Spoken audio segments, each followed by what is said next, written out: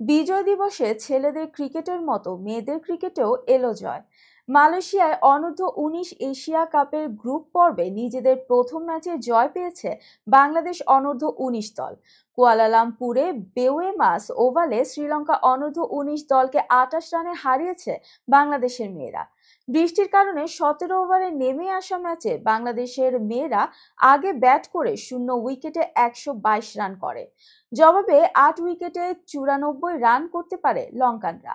বাংলাদেশের দেয়া 123 রানের লক্ষ্যে ব্যাট করতে নেমে 7 ওভারে 2 উইকেট হারালেও 47 রান তুলে ফেলে লঙ্কানরা।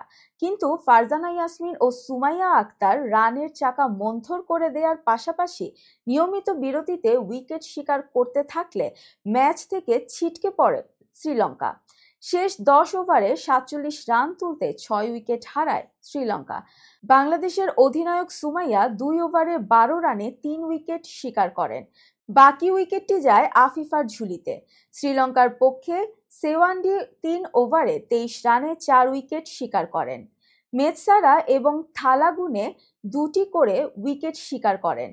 বাকি উইকেটটি হ্যান্সিকার দখলে যায়।